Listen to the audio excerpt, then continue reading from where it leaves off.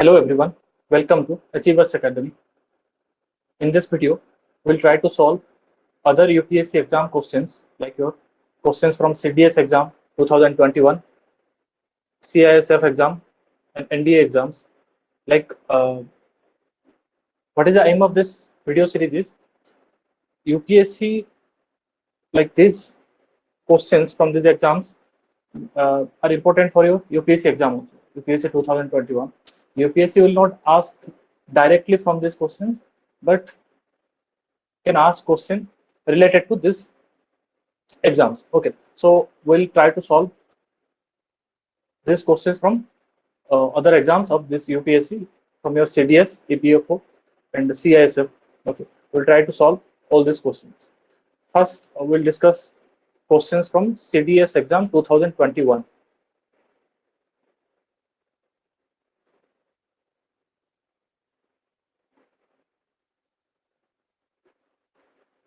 First question, which one of the following statement is not correct?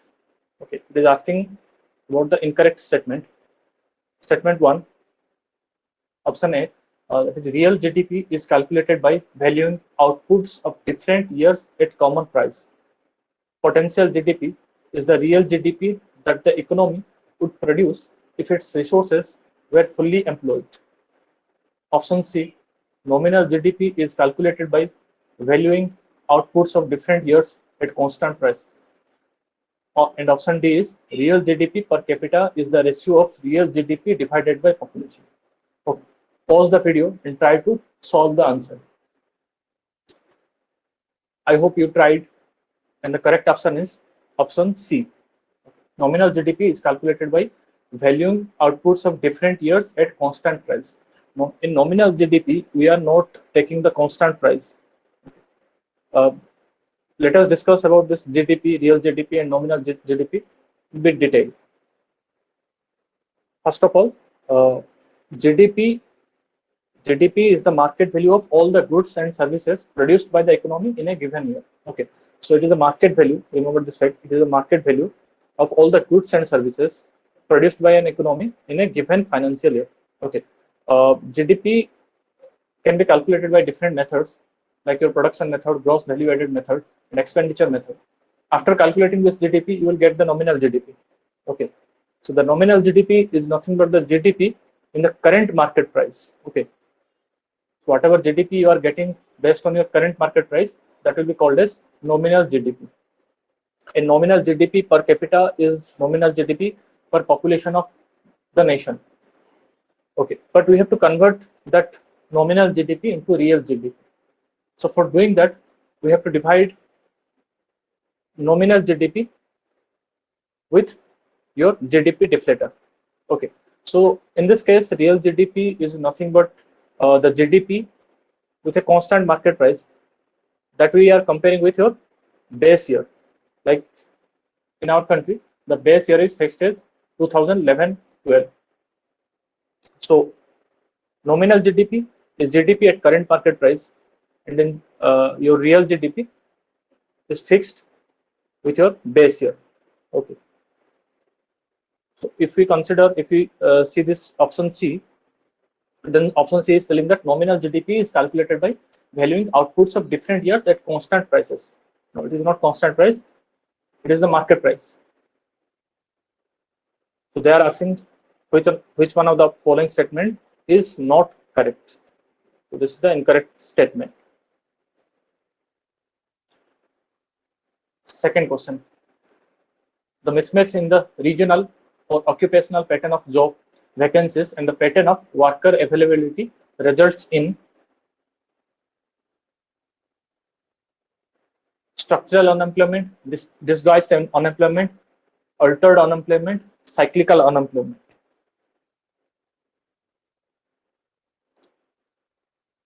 And the correct answer is structural unemployment.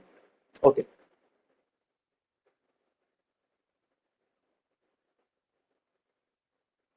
So this unemployment, this data are released by NSSO. They are classified unemployment into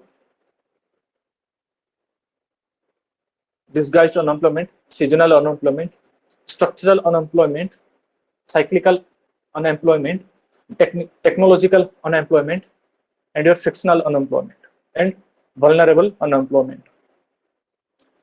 So, who is a disguised unemployment? It is the phenomenon wherein more people are employed than actually needed. Okay.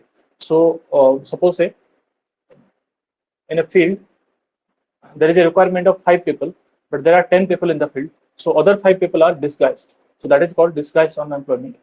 Seasonal unemployment means this unemployment is seasonal. Like in one season, some people will be unemployed, in the other season they will get some kind of employment. So this is called seasonal unemployment. Then what is structural unemployment? It is a category of unemployment arising from the mismatch between the jobs available in the market and the skills of the available workers in the market. Jobs are available, but as per the need of the job, skill is not there with the people. So that mismatch is called structural unemployment. Then what is cyclical unemployment? Cyclical unemployment is related with your business cycle. Okay. So in our business cycle or in our economic cycle, there is always like your boom, then slowdown, recession, and recovery. Okay. So in this slowdown period or in your recession period, unemployment is arised. So that kind of unemployment is called cyclical unemployment. Then technological unemployment is nothing but the unemployment arises due to changes in technology. Okay, so with change in technology, some people will not be adapted with that technology and they will remain unemployed. So that kind of unemployment is called technological unemployment. And frictional unemployment is nothing but some part of people who are unemployed. And vulnerable unemployment means people working informally without proper job contracts and thus any legal protection. Okay, so they don't have any kind of legal protection. That's why they are vulnerable. So as you can see in this second question, they are asking about the mismatch of regional or occupational pattern of job vacancies and the pattern of worker availability is called structural unemployment.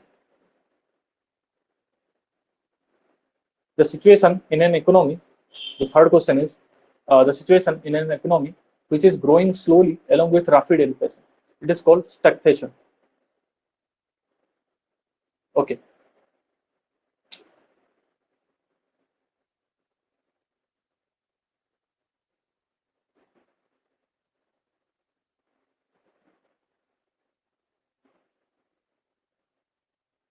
Then question number 14. NIDHI, that is Nidhi, is an umbrella scheme for the promotion of option A, young and aspiring innovators, option B, scientific research, option C, primary healthcare, option D, primary education in rural areas. Okay, the correct answer would be A, young and aspiring innovators. So what is this Nidhi scheme is? Nidhi is National Initiative for Development and Harnessing Innovations. Okay, so they are promoting the innovations. Apart from providing technological solution to society's needs, the program also wants to generate new possibility of job and wealth creation.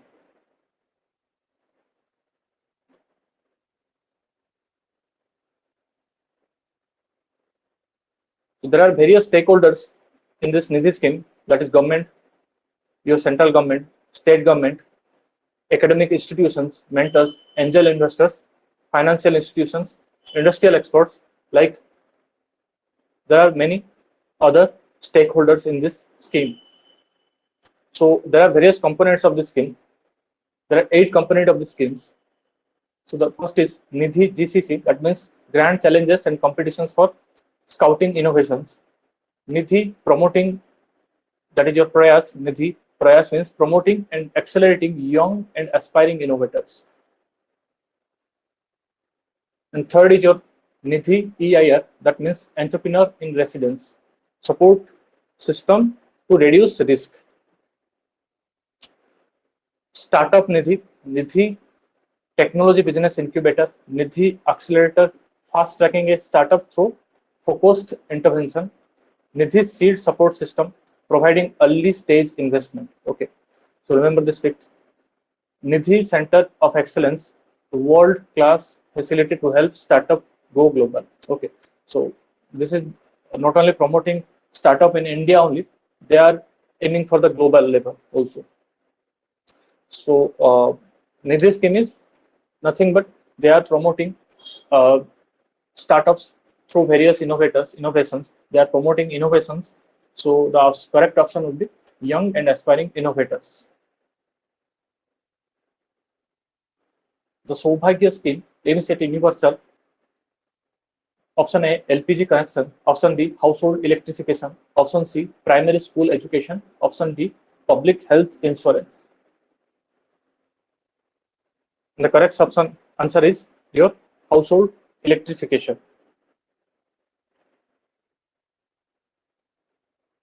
So it mandates household electrification, and the government's agenda is to provide 24/7 electricity to households. Okay, and the nodal agency for the implementation of this Saubhagya scheme is your Rural Electrification Corporation Limited.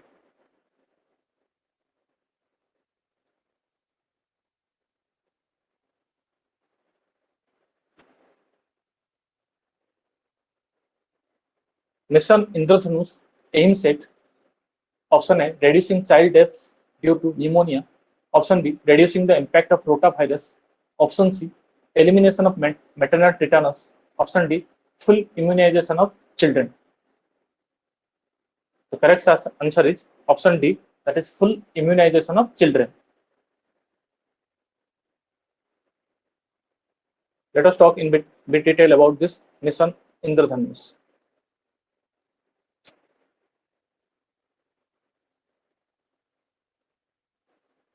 The objective of mission Indradhanush is immunize children's. Okay, the target is children under 2 years of the age and pregnant women of immunization. And the disease covered are your 12 diseases. Okay, there are 12 vaccine preventable diseases that are covered in your mission Indradhanush. Okay, so the diseases are diphtheria, whooping cough, tetanus, polio, TB, hepatitis B, meningitis, pneumonia, Haemophilus influenzae type B infection, Japanese encephalitis, pneumococcal conjugate vaccine, and measles rubella. But remember, this fact is that Haemophilus influenzae type B and Japanese encephalitis are not covered pan India. Okay, there are some selected districts where these drugs or this vaccination is covered. Only your Japanese encephalitis and Haemophilus influenzae.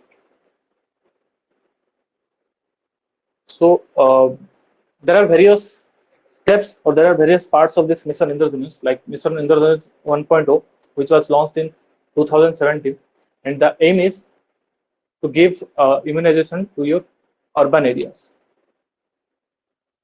And after that, mission 2.0 was implemented in 2019-20, and it aims uh, to fulfill to achieve at least 90% pan India immunization coverage by 2022.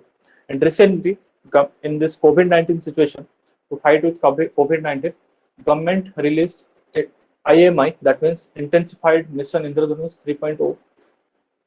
Okay, and the objective is to reach the unreached population with all available vaccines under the Universal Immunization Program. Okay, so those people who are left behind in your mission Indradhanush 1 and 2, they will be immunized or they will be covered under this scheme.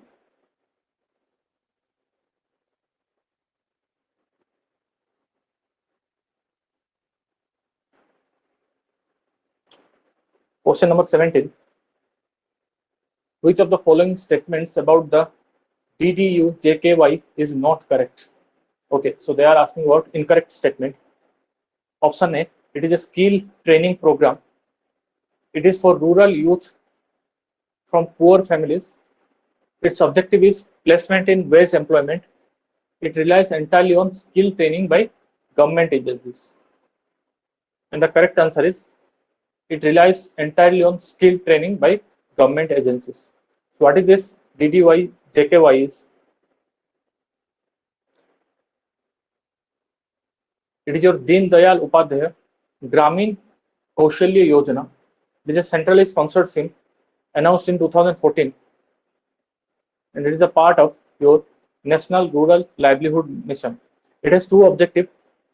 Okay, incorporating diversity to the income of rural poor families and catering to the career aspiration of rural youth. Okay, they are mainly focusing on poor rural families, those who are not able to get livelihood due to any reason. They will be covered under this DDU GKY. Okay, so that not only covers only your skill development, it gives promotion to other initiatives like Digital India, Make in India, Smart Cities, Startup India, Stand Up India, etc.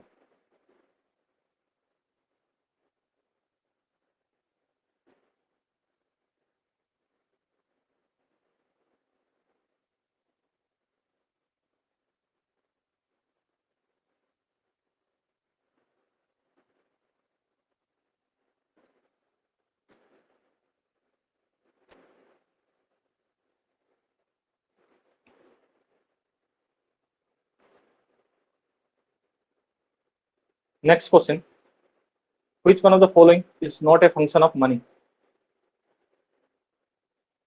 Option A: it acts as an intermediate in the exchange of process, acts as storage of value, used as the unit of account. And option D is used for regulating consumption.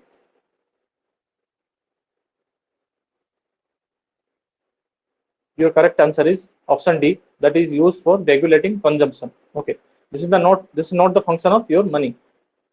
Money has various functions, like it has primary functions like measurement of value, like your weight is measured in gram, volume is measured in ml. In that way, value of some commodity is measured with money. Secondly, it is a medium of exchange, and the secondary purpose of your money is storage, transfer, and make deferred payment. And the tertiary or the contingent function of money is it is the basis of credit, employing factor of production, and creation and redistribution of national income via taxation. So, according to this, the correct option should be used for regulating consumption. Money is not used for this thing. Money, the function of money is act as an intermediate in that sense, act as a store of value, and used for unit of account amount. Okay, account. So this is it. Thank you for watching the video. If you like this video, then please hit the like button and subscribe to our channel.